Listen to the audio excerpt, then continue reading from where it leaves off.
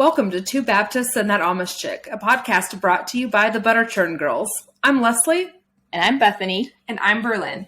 Join us for candid conversations about organized religion, the good, the bad, the ugly, and how we broke free from it while holding on to our faith in God. In these candid conversations, you can expect to laugh, to relate, occasionally cry, and definitely hear a few cuss words. Be sure to subscribe to the podcast on YouTube or your favorite podcast platform and follow at the Butterchurn Girls on all socials. Now for this week's episode. Hey guys, welcome back to the podcast. Today we are going to be talking about purity culture. Yay. We're all so excited, but we really are, for real. There's, we all have our own unique stories about what happened and just the crazy things that you're taught. And I just want to start off by saying that I don't think anybody that teaches purity culture in a church is like, their intention isn't to be like, I'm going to, teach all the bad, they have good intentions. They have good intentions. Yes. Yeah. Thank you. That's what I was trying to say. And so I just wanted to preface it with that. Like, we're not saying that we think that they were out there to really sabotage our view on, purity and all those things. It's just when you're in that culture of religion and all of that control and manipulation is just a side effect, I feel like. Yeah, I think we could also preface this with, as we go into this conversation, we're not saying, hey, go sleep with anyone you want. Yeah, right. I started to tell even my mom about this episode that we were doing, and she's like, are you saying that you're against you think that everyone should just have sex before they get married? No, not that piece. We're talking, we're going to talk about, and you'll hear when we tell our stories why. A lot of the guilt, shame, condemnation, feeling awful, things that actually aren't things that God has ever even said, that you can't do, concepts, belittling of women in particular. Those are the things we're going to dive into. So we're not, if you're coming to this episode going, oh my gosh, they're going to say there's something wrong with saving yourself for marriage. No, I think we all kind of agree, there's really great benefits to that. And so that is not what we are saying. We'll just preface with that piece. Then because there's two ditches to the, there's a ditch of go sleep with everybody. And then there's a ditch of you can't even touch anybody, can't sit beside them, which is what I was taught. Like Duggar style. Yeah, exactly. For real though. I think they had some Amish in their teaching there somewhere. Hey, Southern Baptist. Wait, are they Southern Baptist? I think so. They're a form of Baptist. Oh, okay. I didn't. I don't know which one. Listen, the more we hang out and talk, the more Baptists and Amish are just very, very similar. They keep getting blurred. I'm like, whoa, y'all just could wear. I got pants and rock music. Yeah, that's. I didn't get rock music. Oh, well, I got hymns. That's it. Oh, we had drums. We were kind of scandalous. Jeremy Camp was a no. What? Jeremy Camp. Girls of Grace. No. Family Life Radio. No. No. Could you have a TV? Leslie's jaw is on the floor. You can have a TV. You Disney was bad. You couldn't go to the movies. I remember the whole Disney was bad thing. Yeah. Okay. Anyways, we've got a whole new conversation. Yes. Yeah. Okay. I was like, we might be not doing purity culture for a second. No, but I think it goes without saying, you were saying, we want to preface this. We're not throwing everything away out of it, right? So that's every topic we talk about. I think there's very few topics that we're going to be throw it all, right? Yeah. And honestly, right now I can't even think of one on the top of my head, but there's definitely going to be pieces that we take and we honor out of what was taught. And then, hey, here's an upgraded view. Here's our upgraded mindset on these things. Yeah, for sure. Yeah, I agree. And I think that prefacing things with that statement helps what context we're coming from, what we're putting it in, and we were telling you our stories, what happened for us and how that messed us up, honestly. Yeah. And it did a number on me, at least, purity culture. Do you want to start with telling? Sure. What you learned and what you were taught about? Yeah, purity culture. So it wasn't really labeled purity culture, I think that term is kind of actually new. The purity culture, it's a new label of what people learned in the 90s, 2000s. I've heard even the 80s. I wasn't born yet, so why don't you? But it's kind of been given a name now that people are deconstructing from. Yeah. things are being given names now that people realize that, oh, maybe that wasn't the best thing that I was taught. And I wasn't the only one taught that either, Yeah, too. exactly. So there's a whole group of people. Right. Yeah. But I was taught, from an early age, I wasn't taught about sex and how any of that works. Like, it wasn't talked about, you had like the birds and the bees talk. Your dad, your mom had that talk, at least for like me as a woman. Like, I didn't know about it until I never got married in that culture. So technically I never really had the talk, but it wasn't really like talked about until right before you got married. And it could have, I don't know how, like, every family obviously had that talk with their kids, however close to their wedding that they had the talk.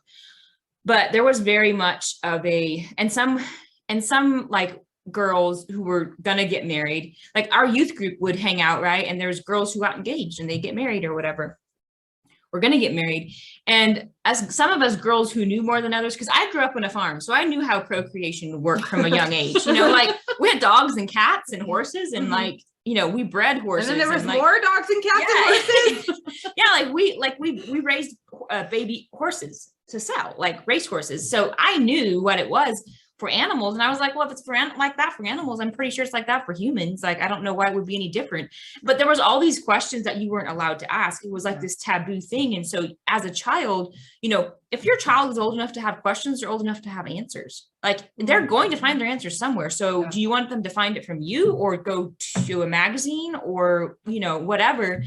And I found out how it all worked from my brother, who was like, he found this magazine somewhere. It was obviously porn, but I didn't know it. I had no idea what it was. And like, Amish, not Google, not the internet. No, it was a magazine. It was literally, and that's how I noticed when she said that. I was like, oh, that's an Amish thing. for sure. And I didn't know what it was called back then. If we're gonna look at porn, it has to be magazine porn, on paper, not internet porn. Because the internet is bad. You can't find anything bad on magazines, but the internet is where all the bad things happen. It's not Home and Gardens up in here, honey. For real. But that was the first. What was I gonna say? Maybe some gardens. I thought it. I wasn't gonna say it. I'm sorry. You know what? We're laughing and you pause, but the people listening to this thought the same thing. So don't even apologize. You're laughing. You listening right now? You're laughing as well. I know Oh gosh. Oh, that's funny. I'm just gonna shut that thought down. So I didn't know what it was, because I was never had real, and I was like, oh, I guess that's what you do. And I was honestly a little terrified, because I was like, okay, that's a lot, because I never had anybody as a child and stuff, and learning about it. If you're not learning about it in like a sophisticated, proper manner, right. like, it is scary, because right. It's a scary thing that happens. Like and it's when it's in that age frame, like it just can be scary. You're young, and and I didn't feel like I could go talk to my mom about it, like, for sure, not let her know, right? Because, and so it was just made this really awkward, like, I had to figure it out on my own, and I never really figured it out. Like, we never had conversations about it, and so it was and it was also like, when you were dating somebody, you weren't allowed to touch them. You could sit beside them, but there was a clear, like, 6 inches for Jesus, right? The Bible's got to fit between like you. Definitely no kissing, definitely no like hugging, anything of that sort. So there was like zero physical contact. And then after you're married, the gates are just like, you can do whatever the heck you want to, and you can't really say no to your husband. Not only you get to, you have to. Yeah, you have to. And so it's like, there is just goes from like cold to really hot, or hot to really cold, whatever. Like, there's such a drastic change that I was like, I don't know that I ever actually want to get married. Like, I don't know. Like, it created panic and fear in me. And like, and so I used to date a guy when I was still Amish. And I just remember this one time, this is how strict they were. Our family had gotten together at my brother's house, and there was a hammock we had gotten together on his back porch. He had like this beautiful back porch house. Like, it was amazing. And so there was a hammock on the back porch. The porch was wide enough to hold one. It was a really big one. And so I was sitting in it, and my boyfriend comes over and sits beside me. Well, we're obviously touching, like, in a hammock. You can't like, you're not roll like, to the middle. Yeah. And so, after that, I instantly caught I looked at my sister and she had this look of like, how the whatever dare you, right? And she wouldn't have used that word. So I was like, that's not probably how my way my sister would have said it. But I was like, I didn't do anything. He sat down beside me. I had absolutely nothing to do with this. And like, as far as like, hey, come over here and sit down beside me. Mm-hmm. And like a couple days after that, she had a talk with me about how that's not right. And I was like, first of all, it's not my problem. He sat down. Interesting how. But women are also made to be like, That's what I say. The women, it seems like it's always the woman's fault. yeah. And like when I tell my story, like you'll hear. Yeah. But Yeah, it's like women are these, you have to for sure have harlot. Yeah. And God forbid that The hammock harlot. The hammock harlot. That's her new name. Okay. Well, I guess whatever. Cat's out of the bag now. So Now she forgot. I was gonna say something else. I was gonna say the harlot's out of the hammock now. That's not. Anyway, focus, Bethany. So, and God forbid that my dresses were above my ankles. Like there was a whole rule in the church about that. Like the women, especially the young girls, this rule was made by like older men that the girls couldn't have dresses that were like much above their ankles, because that was too, like, you are basically, you are causing a man to lust, and then it's your problem. You need to keep yourself covered because, it was specifically for the younger girls. Yes, specifically for the youth girls who are in their 20s, their teens. And I was like, it infuriated me Dirty so old much. men. And I was like, you're literally, it just piles on top of the unspoken belief that women's bodies are inherently bad, and they're only made to lust after and take advantage of, and there's nothing other than that. And I'm like, you're literally just feeding the beast right now by perpetuating, even insinuating things. Like, just it plants seeds in your mind, beliefs that you don't even know are being planted, right, until later in life when you like run up against them and you're like, wow, I really believe that. Like, wait a minute, where did that even come from? Like, I don't remember being taught that. It's because it was insinuated through every single rule that was made about women. And suddenly, women can't be, like, they can't do anything except stay home and be barefoot and pregnant. And I did not want that life. That's why I'm here. Showing your ankles and everything. I know. I mean, look at those arms. Ooh. You're hilarious. But like, it's how I grew up, and it took me a while to be comfortable in wearing anything other than, like, it took me a while, because it was like, well, am I the problem? Am I, and I'm not like, obviously there's a ditch to like both sides of like not showing anything and then like showing everything and not being classy or, whatever. And it was terrifying and confusing and unclear, and just rules were made that you just have to abide by, like the rules about the dresses, and like, oh, like you couldn't have your dresses sleeves couldn't be above like mid, like above your, you could have it be above your elbow, but not like too far. You couldn't have sleeveless, for sure not. Because that's, again, showing too much skin and you're going to cause somebody, but there was no rules. You do have some nice shoulders. Oh, well, thanks. I mean, that's literally I could bet money on this. Probably every Amish woman has amazing definition in their arms because they carry heavy stuff all the time. Like, there's some pretty fit butter. people. Yeah. They're carrying babies. They're carrying buckets of water. Like, it's not uncommon for those women to be in great shape because of that. But God forbid that anybody see anything. But like, I don't remember rules being made up for the guys, and other than like have to have, certain colors in their wardrobe, and you have to have homemade, pants or jeans. And so like that, but there was no, and like, what about all the guys who were super, fit and like all their muscles showed? Like, okay, Can we talk about that? Nope, because they're not. They're okay. You're the person who What's causes wrong with the your problems. eyes? You're the stumbling What's wrong block. with your eyes? Yeah. And so I was like, it infuriated me always when I was when I was still Amish, because I could feel the dishonoring and disvaluing of women every time it happened. And I was like, man, like, that's not okay with me. Yeah. So that's my, in a nutshell, that's what happened.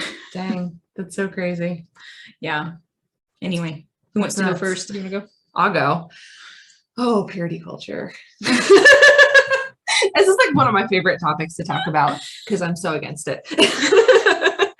But yeah, I'm like, where do I even start on this? It's funny. You actually brought to my memory, you mentioned the magazine, that my first exposure to sex actually was a neighbor girl bringing over her dad's magazine. So it's interesting that you mentioned it. I was like, we made the joke about it wasn't the internet. I'm like, oh wait, that actually mine wasn't either. I was like 5. Like, literally, I was 5. And so that was my first exposure. I mean, and with that, my mom like appropriately discussed, I don't remember a ton, but like what she said. You felt and like stuff. you could go to your mom. Yes, but I did feel like I could go to my mom. Like my home was a safe place for those things. My home life, based off from the body and stuff, like, and the way it was viewed, was different from the church. Still probably more conservative than like, if I had kids, I would raise my kids, right? But it wasn't crazy like it was in the church. But some of my biggest experiences and things that frustrate me the most is the way it was modeled in the church. I remember there being women's seminars and conferences and stuff, youth group days where they would separate the boys and the girls. We have no clue what the boys learned. I know Leslie will probably mention this too, where she actually, I know she gotta remember that. She got together with the guy friends to hear what they learned. But for us, it was like they got us together, and I remember them doing this analogy, which I put a post up on TikTok, and multiple other women, actually TikTok and on Facebook, and multiple other women actually from around the country said they had the same analogy modeled for them, but it was done using different things. So I found that very interesting, that this has been such a massive pattern. But I remember specifically them sitting us down. There was, I don't know, 50, 60, 70 teenage girls in the room. And the woman up front had 2 roses, and she went, look how perfect these are. They're great, right? I'm going to set one to the side. Then she held up 2 donuts and was like, who wants a donut? Everyone here wants a donut, right? All right, well, I'm going to set one down for right now to the side with that other rose. And what she did is she took the second rose, passed it around the room, wanted everyone to touch it, smell it, look at it as she was speaking. And the whole time she was speaking about purity, right? Keeping yourself pure, saving yourself for marriage, the way you need to look and dress, all these things. She would like randomly take a little nibble off from the donut over and over again throughout it. And I remember her just going through, like, I remember some specific phrases because they stuck out to me. It was like Leslie's talked about, like, there's holes in what you're saying, right? I don't know if this is a hole, but this is just like how I thought of it. And where she specifically said things like, how you get them is how you keep them. She's like, so if you're going to wear a short skirt, you're going to have to always wear a short skirt. And I'm thinking, so what's the problem if I'm 50 years old and I feel good in a short skirt, and my husband thinks I look good in a short skirt, so I just keep wearing a short skirt? By short, I mean like my kneecaps aren't covered. Back then, that was the short. Back then that was the short. That's not short to me now. But like just different phrases like that. And they're going through and they're talking about like not holding hands, giving pieces of yourself away, keeping your body covered, because you don't want to make the men lust. It was never about like the men. It was always watch out for what you're doing. It was never even like, hey, when you're dating, look at this. This could be a red flag in someone that you don't want. Yeah. This could be a red flag of someone who's not going to be loyal to you sexually or emotionally or what, like it was never those things. And so she went through this whole talk, and I remember just talking a lot about you dress and touching, like whether you should touch or not, like, which it was don't touch them, don't kiss them, don't hold their hand, don't do any of that.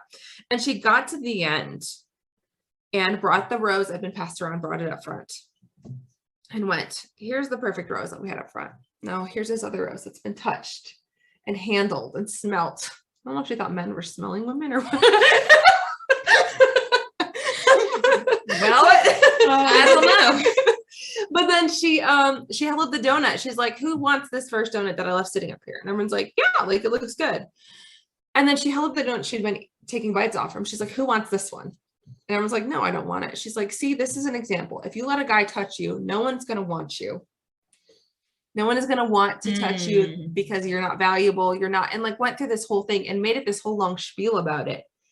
And all I was thinking is like, at that point, I wasn't even thinking the fact of someone that had possibly been abused or had something forced on them. I was even just thinking like, what about my friend that's sitting next to me that I know she's kissed a boy, but like, she's not this awful, disgusting person. Like she kissed one boy one time. Like, it's not like, she's not this unwanted person who you won't want to marry because she's been smothered in some other man. Like it's just, they made it sound so awful. And then now as an adult, I'm going, what about the girls that are like, oh, my grandpa abused me the first 5 years of my life. Oh, I was drugged at a party. Yeah. Like what about those girls? How are they feeling? And the guilt and the shame and all those things. And I honestly believe, I haven't had these conversations, but something in my spirit honestly says that there's a number of friends that I had that I grew up with that don't necessarily attend church very often anymore. Don't like, God doesn't seem to be a significant part of their life. And I wonder if that had an impact because, hey, maybe they had a baby before they got married, right? Because that's definitely taught in the culture I was in. Absolutely. That's a no way. No. You got to go in front of the church and apologize. If you do, if that happens, like, if not, you're being thrown out. Like how many of those people sat in that room?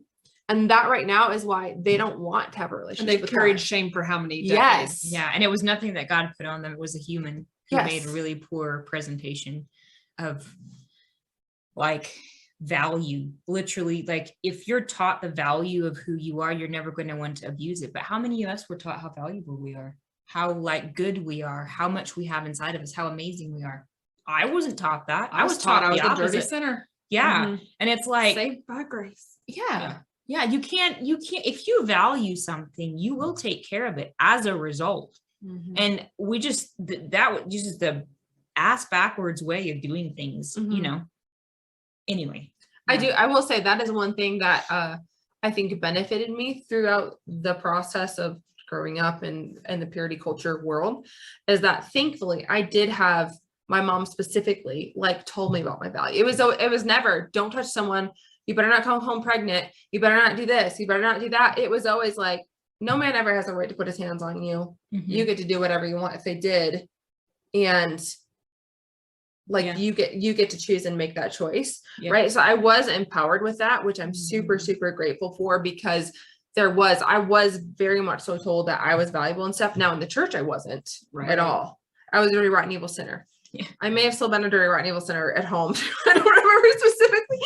But like there was value put behind me from my parents. And that is something I am super, super grateful for because I think that made a massive difference in who I am today and the way I look at things and the actions that I followed out. Because I think there's so many, like if you're going off from that analogy, well, shoot, once one person's taken a bite of you, no one wants it, right? What's stopping you? So just go have fun. Do what you want.